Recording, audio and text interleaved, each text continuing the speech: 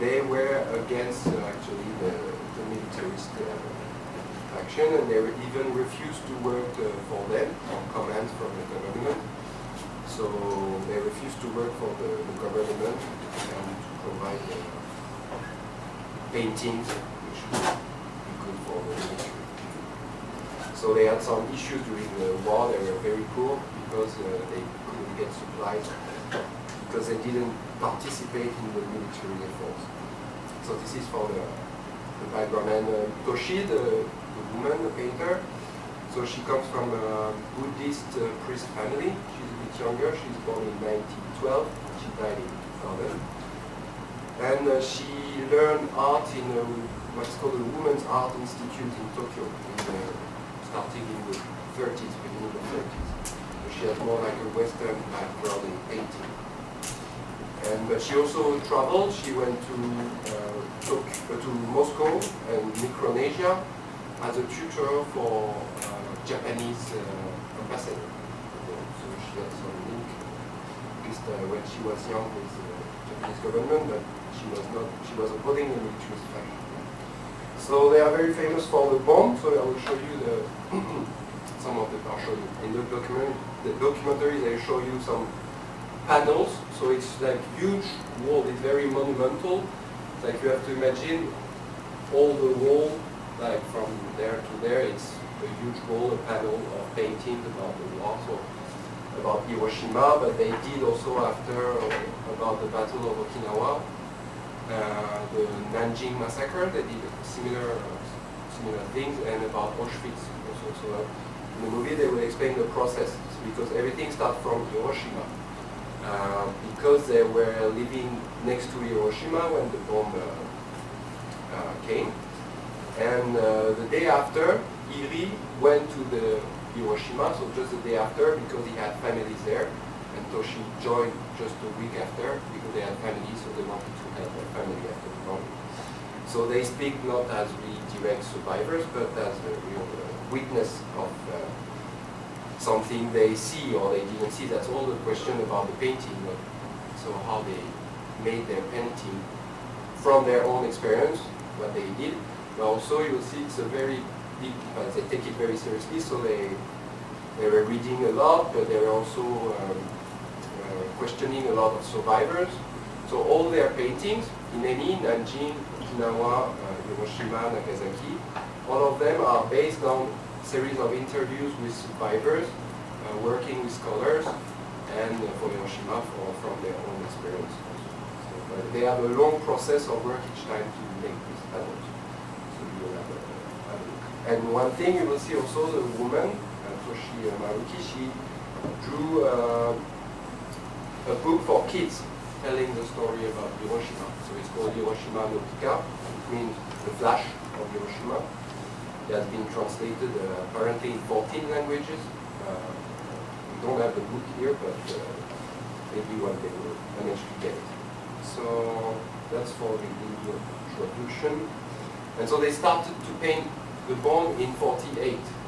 just after, and they felt that they had to do this 3 years after. They felt compelled. So they first made 3 murals which traveled around Japan and also around the world a bit later. So they have been seen by millions of people. And very interesting because in '48, nobody in Japan has really seen what was Hiroshima after, because it was forbidden to show such kind of picture, or it was better not to show them. And the few pictures which were existing were actually hidden. So for many people it was the first time when they see what they did as painting, they told them that it's the first time that they could see the bomb, which is another question. They see the bomb from the painting of this of the Maoris.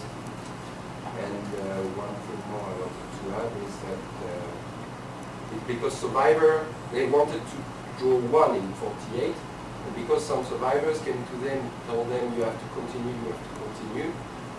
So having more stories, they built at the end 15 panels just for Hiroshima until the end of the 70s for the last panel, which is about Nagasaki.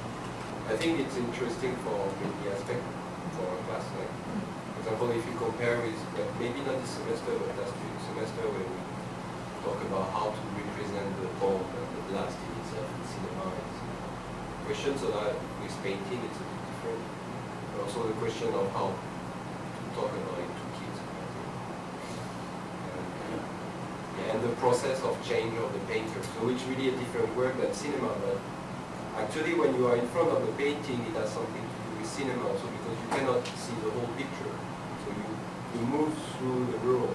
So, and you discover it, as you see when they tell the story, it's either their story or a story they heard, and it works with the teacher. So when you go through the picture, it's part of a storybook also. You have all these small elements about also especially the Japanese, for example, in the Battle of Okinawa, forcing people to jump out of the cliff. So you have these small details here and there, and they tell all the small stories of these different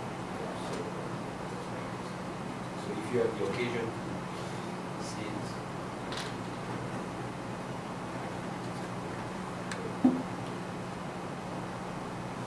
So you got it's kind of small.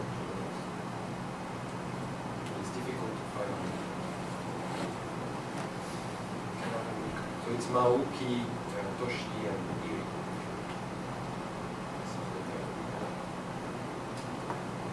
Okay. Thank you.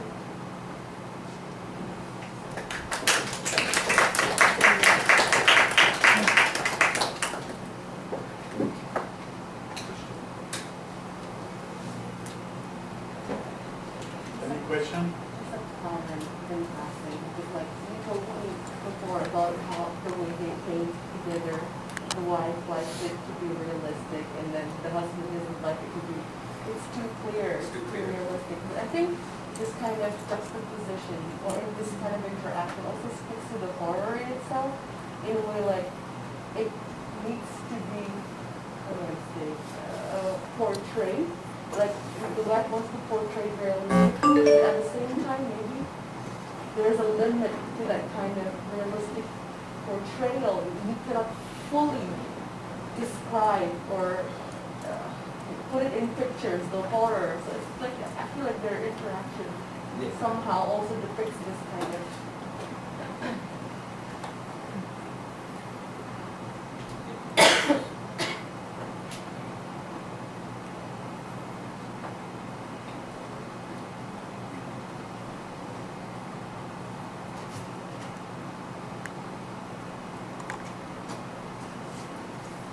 in painting, the comparison which immediately comes to mind is Guernica, Picasso. Yeah, they compare it. What do you say? Do they compare themselves?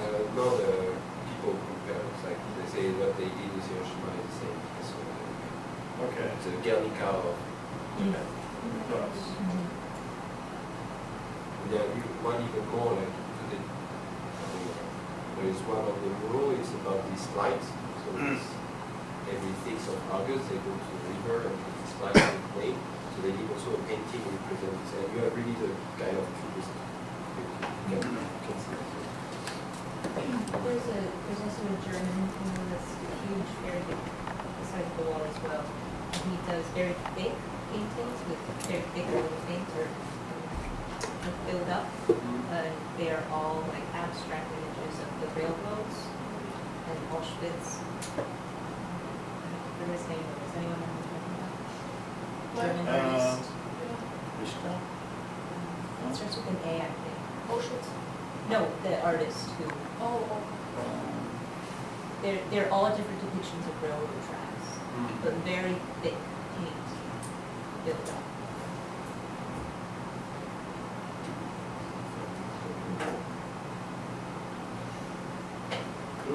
Do they sometimes mention the tradition of the murales in South America, I mean in Mexico? I mean, no.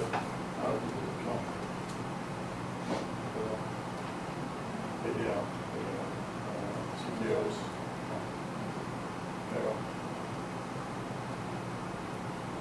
Yeah, it's called mural, but actually it's a form. Yeah. Yeah, you can walk on it, but not in the museum. To great depth about both of the film's plots, so if you're interested in them, you can refer to the second page. And both of the films that I decided to concentrate on are really beautiful. They're very special to me because I feel like they tie in a lot of themes that we've discussed in class. And although I can't get to all of the scenes today, I would encourage all of you to check it out. So my topic is depictions of collectivism in post-war Japanese film, and this topic is very vast, very expansive, and I had a hard time narrowing down which films I wanted to include, and I found that I kept changing the road I wanted to take with this. But in the end, I'm very satisfied with what I'm going to present with you because it's not, I think, films that this particular class would show, but they do tie in everything, all of the themes and all of the sub-themes that we talked about already. So the scene that I have here is a very famous shot from Kurosawa's Seven Samurai, and that is like the typical film that everyone thinks of when they think of collectivism, working together to achieve a common goal. And the plot behind it is these seven samurai are hired by a small village to protect their town, and they become this united front, despite the fact that they don't see eye to eye on everything, to defend themselves against these bandits. So throughout the course of the film, the samurai have conflicts with each other, they have conflicts with the townspeople, but in the end they're working together to achieve this common goal. Now while I was researching this film, I found an article by John Harton, and in his introduction I found it very interesting, so I decided to take the route that John Harton proposes. He says, an ancient Japanese proverb states, the nail that sticks up will be hammered down. The Japanese tradition has revolved for centuries around the concept that groups of people must work together to accomplish goals. Not only is a heightened sense of individualism considered an immature viewpoint on life, it is dangerous to Japanese society. Yet despite the fierce collectivism that seems so characteristic of Japanese culture, there is more tension between individual will and collective responsibility than is apparent on the surface. So today I decided to focus on two films which articulate these different outlooks. They are both abstract black and white films, and they are critiques of Japanese collectivist themes during World War II without being very direct. They are not war films per se, so you won't see any depictions of war or soldiers. For example, the first one is a horror film, the second one is a psychological drama, but both are made by individualist filmmakers. And the second one actually comes from a book by Kobo Abe, and he is an individualist and very anti-war. So in one film, the individualist prevails, the horror film, and in the second film, the individualist is forced to adapt to this collectivist lifestyle. And Abe says that this is what, from his point of view, what happened during the war. He says that, like the painter had mentioned, the wife, she said she was surprised that in America, both of these pro-war, anti-war sentiment existed at the same time, and that's how Abe describes what it was like, that both of these things exist at the same time. However, the individualist attitude comes to term with this by adapting, and so he describes this in his book, which has been made into the film that I'm going to show you. So a little background about collectivist philosophy. I included a little bit blurb about Ludwig von Mises. He's of Austro-Hungarian descent. And why am I talking to you about Mises? In his book, Human Action, he talks about individualist thought and collectivist position. And what he wrote in his book actually is reiterated in both of these films. The language he uses, the theories behind collectivist attitude, in both of the films, the dialogues between the characters are basically reiterating what he's saying. So the second point I have there, where Mises says the collectivist position asserts an independent existence to their collective in order to justify the elevation of its goals. That is very apparent in the second. And the third point I have there, the goals of the collective are merely the goals of those individuals who exert the most power or influence over the collective at that particular time. In both of those films, you will see how the power struggle between the collectivist and the individualist changes. And whoever is in power at the time is whoever is basically the controller at the time. So I'll introduce the two films now, just for the sake of time. The first is the collectivist individualist struggle. It's a film called Onibaba from 1964. And just a quick background about the plot. It is a horror film shot in black and white, and it takes place in about the 14th century in Japan. But the place is very unknown. It's random. And the plot is that there's currently a war going on, and that the older woman, the main character in the film, and the younger woman are kind of representative of traditional collectivism and the younger woman individualism. So the older woman, her connection to the younger woman is that the younger woman is her daughter-in-law, and her son, who is the younger woman's husband, has gone off to war. Early on in the film, they're met by a samurai who comes to inform the younger woman that her husband has passed away. So the younger woman no longer feels obligated to this older woman and tries to break away from this small village and wants to restart her life. But she's forced to serve the older woman and keep the people in the village alive with food. And how they get the food is they kill merchants or rich people, and they dispose of their bodies in this pit that they've dug. They kill them for their jewelry, swords, whatever they can sell for food. So she's forced to do this with the older woman. And what has been said about this film is that the ending is what I'm going to show you, ties in together all of the things that we've mentioned before about demonization, about collectivism. And the second bullet point I have there, when this film was studied, it said that it is a stylistic imbalance in the youth's abandonment and the allegorically literalized face of Hiroshima. So at the end, which is what I'm going to show you, it's kind of very gory, disgusting scene where the older woman is struggling with the younger woman about arguments that they've had throughout the film. And what it comes to in the end is that this younger woman has fallen in love with the samurai who comes to inform her that her husband passed away. They're seeing each other secretly, and of course the older woman, her mother-in-law, knows about this and opposes of it. As they killed one of the merchants to get money for food, the older woman found a mask that he had, which is this mask that you see here. And she puts on the mask to try to scare them as they see each other. So it comes to a climax in the end where the older woman can't remove the mask, and she's become a demon. So she cries for help from the younger woman, and you will see what happens. But the language that's used there is very pertinent to this class. So a lot of other film critics and people who like Japanese cinema have studied this film and also allude to the ending. So I'll go on to the next film to introduce you very quickly. I'll introduce both films, and then we will just see all the clips together to not interrupt the flow of the presentation. The second film is called The Woman in the Dunes, and it is actually a book written by Kobo Abe. who I said is the individualist, who's also very anti-war, and he was also very active in the making of this film. It's beautifully shot. I've seen the film, I'm sure. I really love it. It's very special to me because it's abstract, it's artistic. The language used in it is very relevant to this class, and he has lots of scenes where the characters are speaking to each other, but it's also interrupted with lots of abstract scenes about the setting of the film. So when I show it to you, it's going to be cut up quite a bit. I'm not able to show this particular film with a really good cut. But the background of this film is that there's a school teacher who goes to collect bugs in the desert. And as he goes there, he finds that he's stuck. He can't have he's too late to catch the last bus back. So the villagers of this very remote town in Japan offer for him to stay with a woman who lives on her own.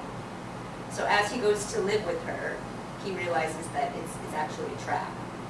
The road or the access to her house, which is this ladder, has been removed when he wakes up in the morning. And what he's forced to do is help these people in this sand village take the sand away so that their homes are safe. They have a very strong sense of local pride, and they don't want their town to be totally obliterated. So he's forced to stay there. He's held captive to shovel the sand away for them. And of course he refuses, which is what Abe was saying before about resisting to conformity, but eventually he adapts to it and he enjoys his life there after trying to escape several times. So that is the end of what I want to introduce to you, and now I will show you quickly the clips. The first is Onibaba.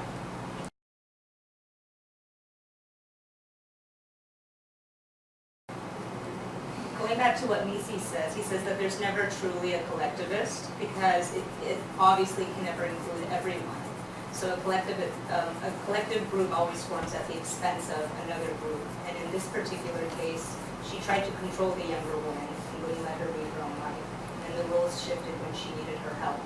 And Misi says that when a collectivist group forms, particularly in nations, that sort of attitude is very self-destructive and ultimately leads for these groups to become demonic-like and almost, what was the word used?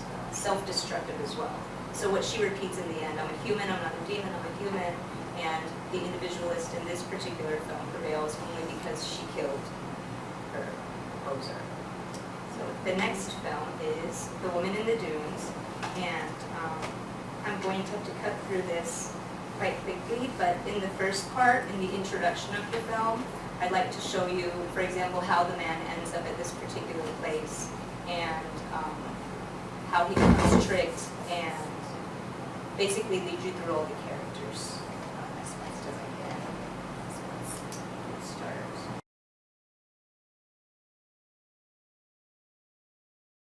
And as you can see, he's decided not to leave because he has adapted to the group and he feels proud that he now has something to offer them.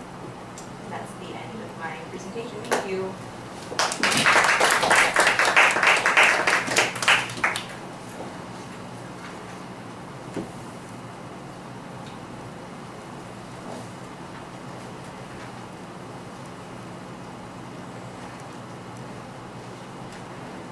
So, any question?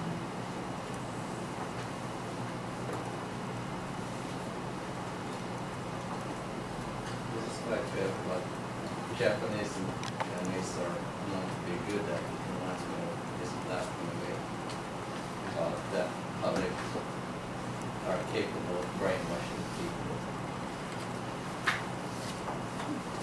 I think we're all capable of brainwashing people, not just the Japanese and Chinese. Like if you Yeah. think about the collective memory about the war that is also an untold story in many cases. It's like how, for example, prisoners of war in China or in Japan or Chinese took also Westerners as well as from other nations, and how books about that. This movie reminded me about how like turn a person that has a non-will to rather go with the collective will. The author of the book also says that it is kind of a social commentary on the way people adapt to mundane tasks, like maybe jobs that we're not happy with, or doing things that repetitive behavior that we center our lives around. I think it's more about the culture here, in contrast with Westerners, because they have more feeling like a duty to their nation and duty to their state and the environment they grew up. And so maybe that could be the brainwashing part we're talking about. They're just raised like this for centuries. There's things that in Western culture, when you deal with a difficult situation, you try to like avoid it, change it, improve it. It's sort of like escape to make it better for you. I think in Japanese culture, when you encounter something that is difficult, you try to like tough it out and adapt. So you just don't escape, but try to deal with the situation. Right. That's what I said in the introduction. It's seen as an immature way of dealing with life. Just walk away. I think they want to be like sort of like professional in every sphere of life, not only in like the job, but also like family relations, social relations.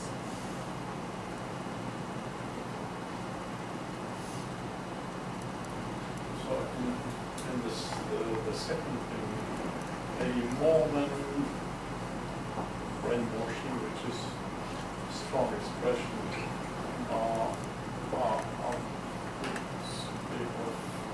devotion to the community or something like this. And so one question would be, why do you use collectivist rather than community?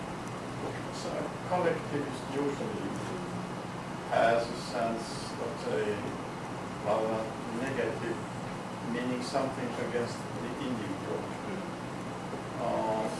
In the second film, so it's not so much, so far I can understand completely, against the individual. The individual, that's what you said, has to adapt itself to the needs of the whole group. But, okay, it means constraints for the individual, but from another angle, it gives a meaning to this prison there. I mean, all the story with the bugs and so it's a bit, it's strange. But, okay, after that, okay, he finds his place in the group. He discovered the water, so the well, and he finds his real place within the group. Whereas in his urine context, what I understood I got from one of the sequences is not so happy there in the city where family abolitions and okay. It has some relation with the truth. He finds some form of true or authentic life in this context. So, yes, how do you see this? I understand what you mean with that now, because it is, the author of the book does say that it's also a social commentary on urban life. And that's why at the beginning, very briefly, he has images of his wife in Tokyo.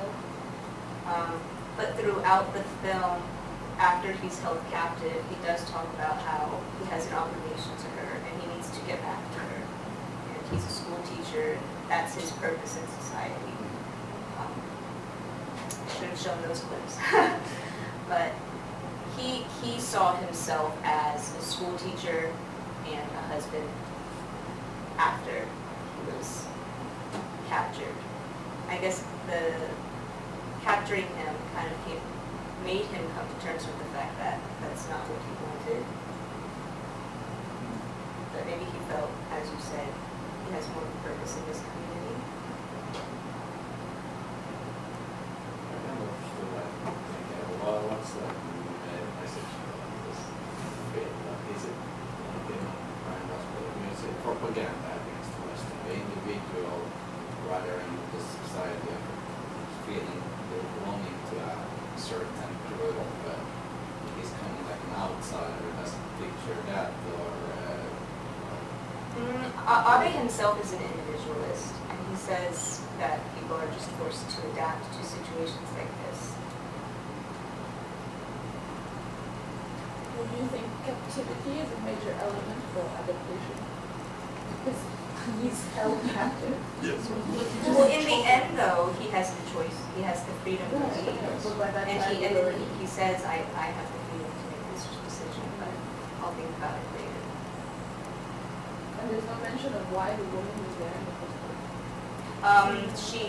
She's just a part of this village. She had a husband and a child, and they were killed while the sand was collapsing. So that's why she feels like she needs to stay. and there's also like the reference against like the wealth who is benefiting from their descent, like their village, they are just like actually made to work there, but somebody else takes Right. like it feels like kind of like an attack against capitalism.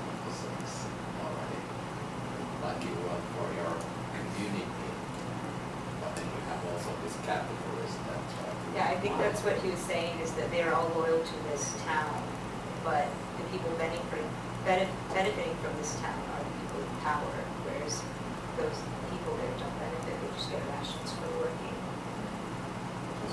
propaganda. Maybe. Would you say that he's captive, a prisoner, who forgets And he's a forgets prisoner. that he's a prisoner, becomes free or in captivity? So in that case, it would be about the same as the bridge over the River Kwai. The British owner just forgets that he's a prisoner. He has a goal, building the bridge, and okay, he becomes like free. Of course he's not, but forgets about his captivity. I think that's what he says at the end. He says, I'm free to make the decision, I have to take it home.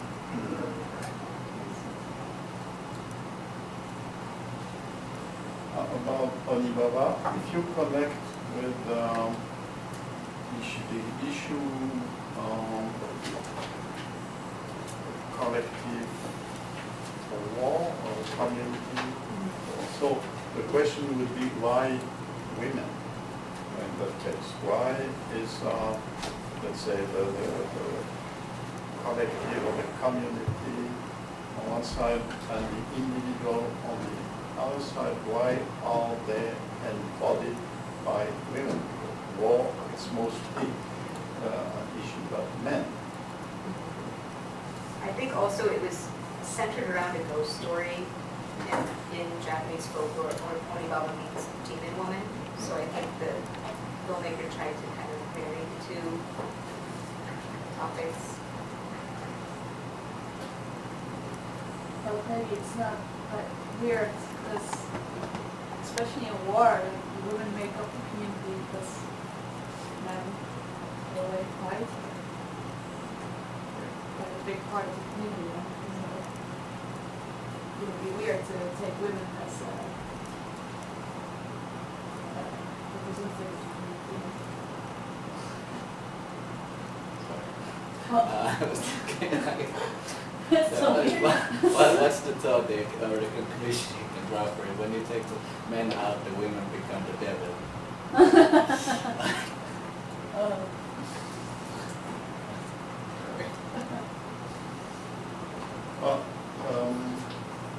There is a film, one of the first films by the very famous Akira Kurosawa, which was shot at the end of the war in 1944, which is called in English The Most Beautiful.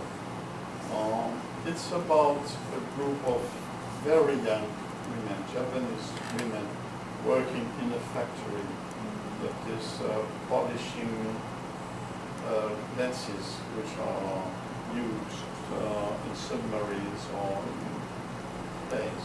So something very important for war. So all the idea of the community at war is related to women. So they are really, well, it's total mobilization, and they just behave, of course, on the rear of the war, but still they are like military people, but just young, very young women. So women can be encompassed also in that. It's a very interesting thing. It's well done. And that's as well. One of the, yes, one of his first.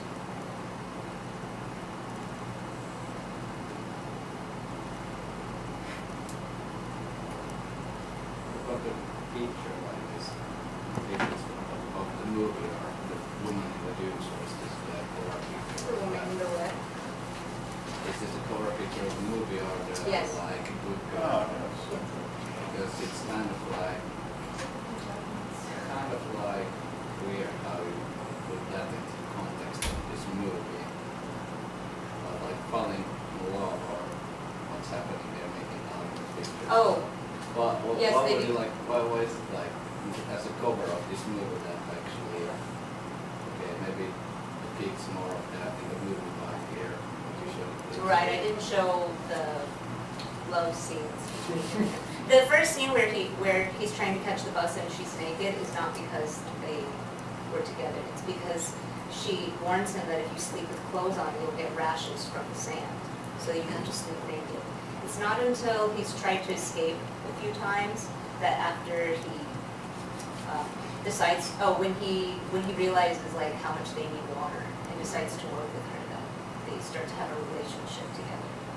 And even though he's had this relationship with her throughout the movie, he's still thinking of leaving and escaping until the very end where he realizes she's pregnant and has complications with her pregnancy. When you think about like the story or like how people adapt to the situation, adapt that okay, this is not and then he gets like this kind of brings off from him and he has to bring back to the situation.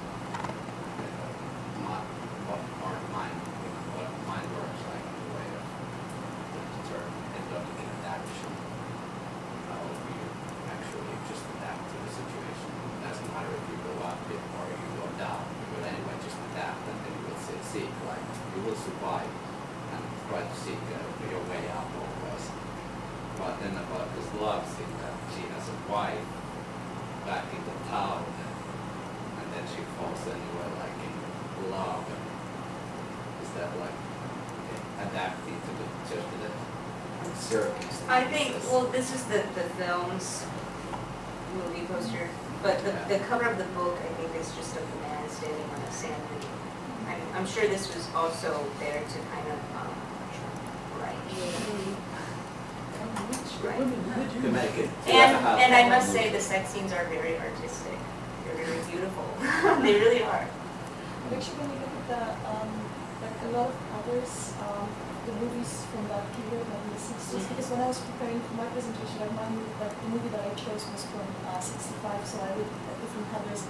They have a lot of like really strong sex images, even if the film is not romantic, but really sex, or like sex is not like the main theme. For example, like this director that I was preparing the movie for, he made a lot of movies on Yakuza, so you would rather think about like pictures of like Yakuza, but they were actually like sort of like sex scenes coming through, like a little bit misleading, but I think it was like typical at that time.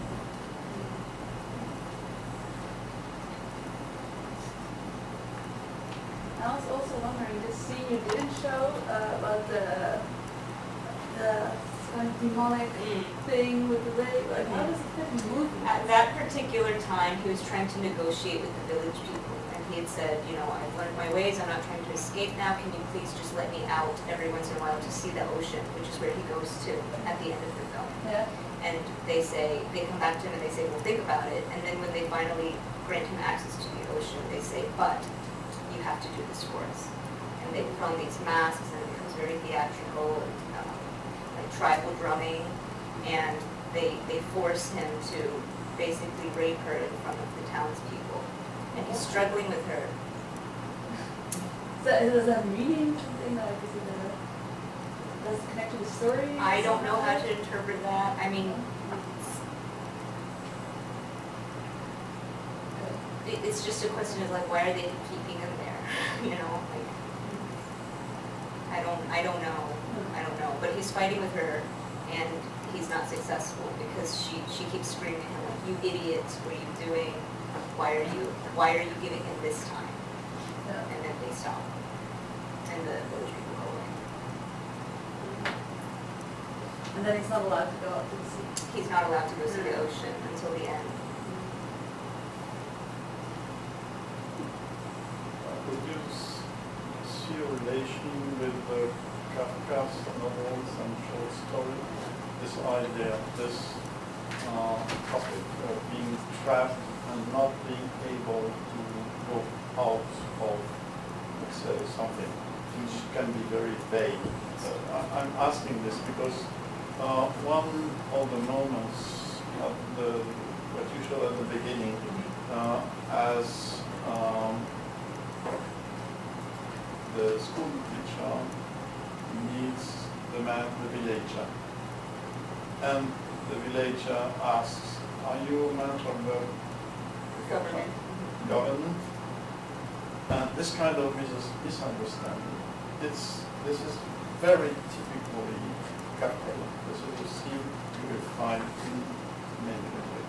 Not only the trial, the castle, look different. No, this kind of somebody being this misunderstanding taken for what is not.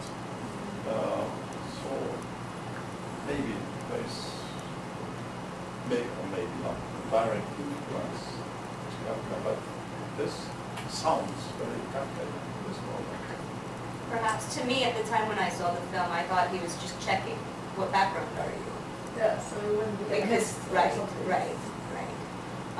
That's how I interpreted it, but It's nothing about a distance from the government and Yes. wait that they will check. that's what I meant.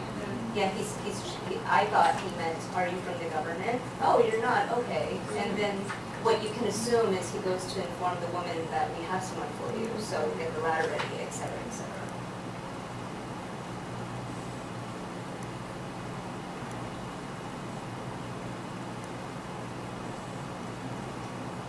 So this village is really like a collective Japan. I know, without government. Yes. Spirit.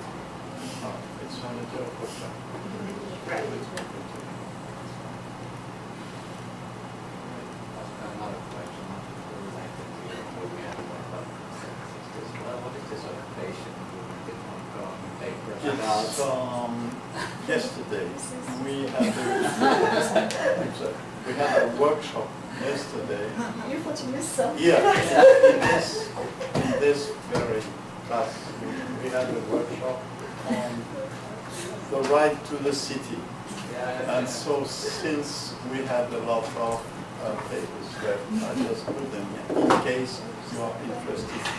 But it's not an obligation to read them, and especially not the Chinese text. I mean the text in Chinese, so you do whatever you want out of it. That's it. Were you afraid that you missed something? Ah. Playing on the phone.